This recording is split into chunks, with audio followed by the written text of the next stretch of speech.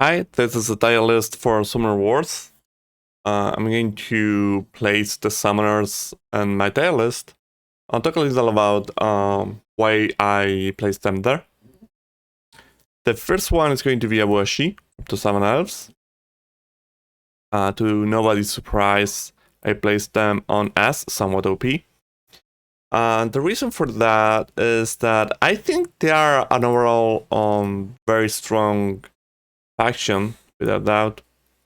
But there's nothing really super OP in general that pushed them to that S tier. What really, well, I'm sorry, but what really pushed them there is starting setup. S here means summoner plus starting setup. And Awa ability is one of the strongest, and it's packed with a 5 AV, which a lot of, despite having low life, a lot of summoners can punish that. And when you add to that it starts with 2 of the best commons, a 4 magic of commons, it becomes a very good placement, very good placement. You have that extra edge necessary to push them. So yeah, that's pushed them over the edge, and yeah, that's what makes them there on S. They're not super OP, but they're OP enough to be there. So next one, it's going to be the breakers. The breakers are I would say ultimately balanced, but they're very close to the here. I would consider just adding a new tier Ace Plus on the list just for the breakers, but this ultimately not. But yeah, I mean, depending on the day you ask me, I could move them bottom here or just top A. The breakers are a faction that's very versatile. It can attack or defend, and that's what makes them very strong.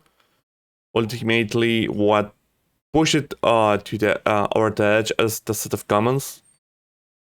Wine Mage and Deceiver, I think, are 2 of the best commons in the game, if not straight out the 2 best commons in the game, and they combine great with each other.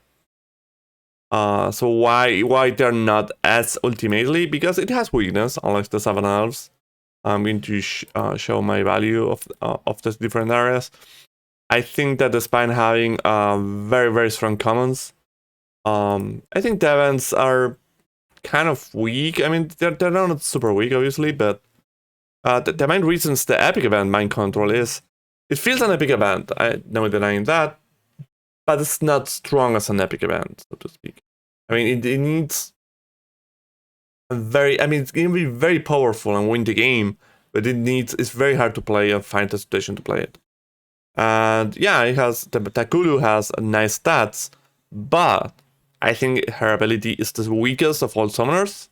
So when you combine epic and weak epic event with a weak ability for the summoner, it ends pulling the deck to a weak side. And yeah, combined, that kind of balances out a strong set of commons, which ultimately puts them in the balanced state. And that's the reason they're on A. So the next one is going to be the Fallen Kingdom. Fallen Kingdom is kind of interesting because I was consider them under power for a while, but what really changed the value for me, as in the value of the carrier. The carrier has been proving to be stronger, and not mostly to kill other units, but kill your own units. It allows you to do some crazy plays. I'm going to be honest, I'm not a fan of. That's the reason they're so strong, but that's how it is. The carriers I've been valuing them higher and higher and higher. And that's why the Fallen Kingdom went from I would say before I would consider them B, but now I consider them A. I'm going to show the value, how I value them. Give me a second. See, I mean, I consider that common set outside of the carrier to be not that great, but maybe it is a mistake. The commons should be more. Let's just fix it. And I menace, let's say, because the carrier is just, I think right now is the best common they have, and they're just a little too strong. But the other commons are not that great, and that's why I was having a beat there, but it was too much. Champion set is awful. I mean, it's the worst champion set. Maybe it could be a C, you can convince me. And events, if you isolate the events, they're not that great, right? But ultimately, with one of the best abilities in the game to Summoner, despite the horrible starting setup, which is, yeah, maybe changing something there. I mean, because starting setup is really bad. But it has one of the best synergies in the game, maybe the best synergy. And that means that ultimately, the Fallen Kingdom is in a very balanced state. It's kind of hard to play, but once you understand the power of the carriers, you can push them from a V power level to an A. So let's go to the next one, which is the Vanguards. The Vanguards, I think this is a general consensus that they're somewhat OP, underpower. It's a shame. I really enjoy to play them, but they're not super. I mean, they can beat everyone, very good, decent of times. But you feel right like you are missing something when you play them. Unless I do. I'm sorry. I showed the cave goblins. My bad. Doesn't matter. It will be obvious that they will be there. The Vanguards are ultimately a faction that doesn't have anything really that great. The commons, which should be her strong place because they have Citadel Knight, which I probably consider one of the best commons in the game. Gets counterbalanced by a very weak Citadel Archer, a priest that really doesn't do that much in general, and a paladin that it's okay, but it doesn't really compensate, let's be honest. Overall, it's not that great. The champions, Shakov, it's not that, it's pretty bad, honestly. And Valen and Colin are okay, but they're not super. So the starting setup is horrible. Like, it's Elwyn plus their starting units, and the placement is just awful.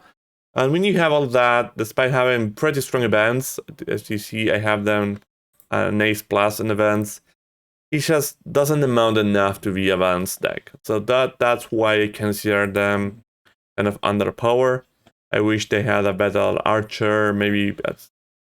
Something I forgot to mention, despite having 3 very good events, Guardian Spirits, Holy Judgment, and Renew Hope, Mass Heal is actually arguably the worst event in the game, or very close. So, yeah, they don't have enough to shine and to be balanced. So they're in B. I remember if I was gonna say something else about them. Let's move to the next one. The cave goblins. The cave goblins, well, I already reveal what I think. I think cave goblins are an interesting case. I place them ultimately as balanced. The cave goblins, if you see the areas there, I think the starting step is very bad. The summoner is not that great to compensate. That has low stats. The commons are honestly from weak, kind of weak. The champions are okay. I mean, Larf is good, but Smeech and Anti-Eater are not good, honestly. So how can it be that with so many individual cards, this deck is balanced? Well, the synergy is arguably the strongest in the game, along with the Fallen Kingdom. And it has pretty strong events. Enrage the Heart is a very, very good epic. And Unrelenting is arguably the best non-epic event, especially in this deck.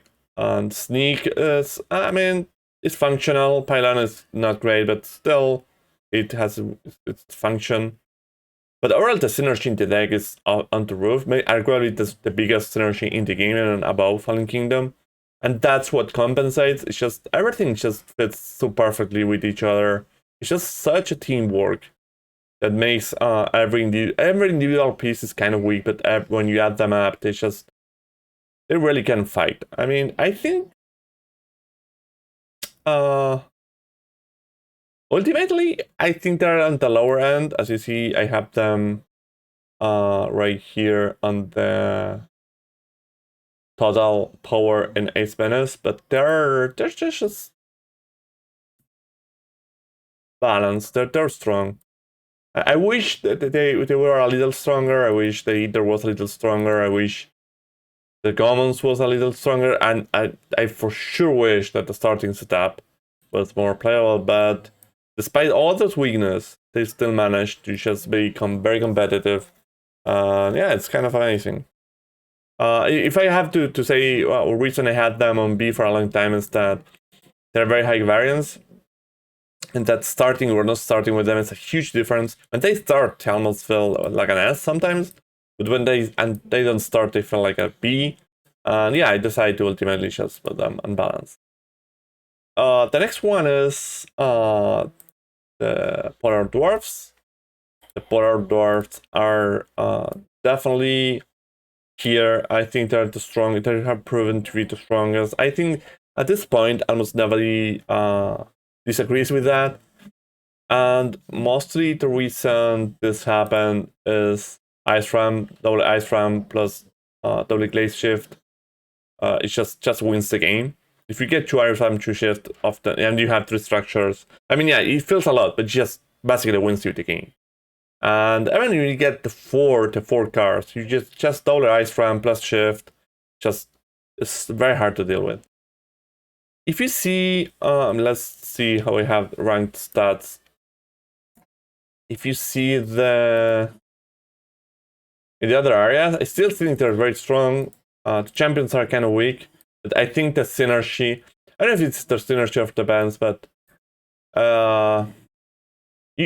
it's just insane. It's just insane. The worst part is that it's almost frustrating. I feel it's frustrating to play against double ice ram. It's just you can have a fine game, and it feels fine, and then suddenly ice ram it just cleans the board. Sometimes just outright kills your champion, and that way the polar of steal games that in a way doesn't feel they should steal. In addition to that, it's still a very strong deck. It has very strong commons. Right, it has the Frost Mage and the Ice Golem are very strong. Ice Mage is very cavalry are very functional. The champions are, yeah, I think they're weak, but they're okay still. So, I'm in isolation. I think Ice Repair and Parabet are very strong events. So yeah, it's just a very strong, solid deck. It just happens to have the most insane combo in the game, and it's just frustrating in my opinion. I think this is the only part of the game where it just gets me a little. And yeah, I think they are definitely the best deck in the game, and deserve the top spot in the tier S. So next one is the Thunder Orcs.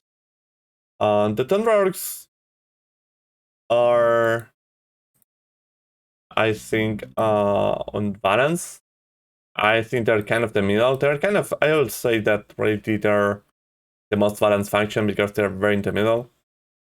I was very surprised to see the last tournament do so bad, but I think I'm writing a guide for them, and I think it's because I know a lot of people just dive too much with Grognak, or maybe they're weak and just I didn't know. I don't know.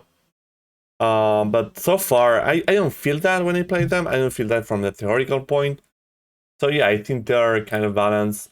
Let's see how I ranked. How I value different areas. And yeah, I think the comments are actually kind of weak.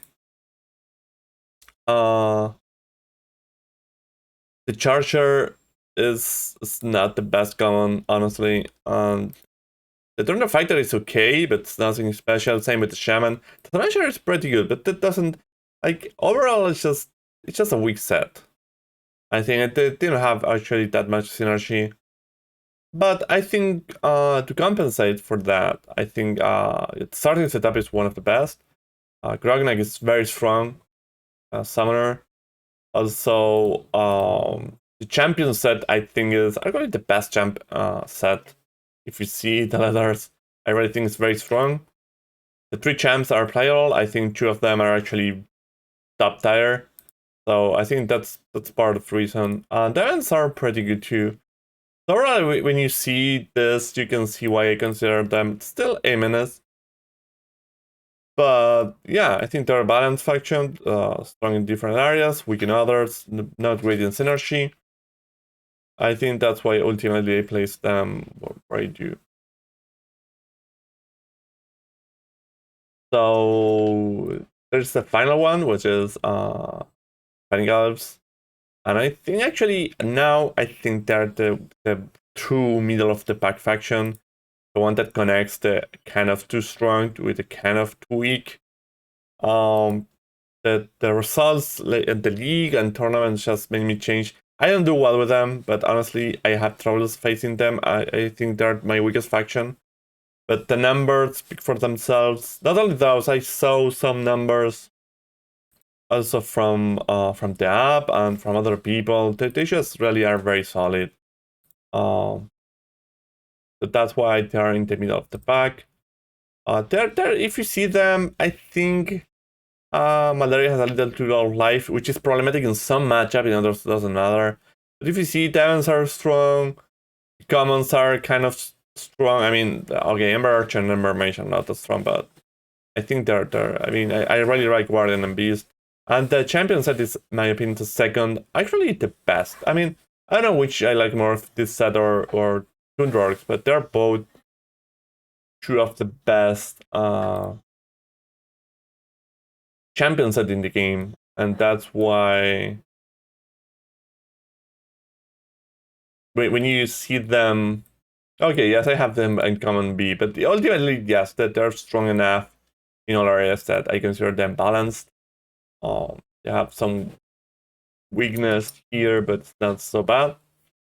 Yeah, I think that this is my current opinion about the state of the balance of Summer Wars of Steyr. As you see, I think this is pretty good showing the balance. I hope that I wish, sorry, that eventually this top 2 and Sarah get some kind of buff or nerf eventually someday that can put them more on par with the rest. But I think ultimately I'm very happy with the balance and there's no really big deal. The only thing that really gets me is the double ice ram for the Svar. I feel it ruins a few games, but ultimately it's just a small thing when you see the big picture. I think that's it.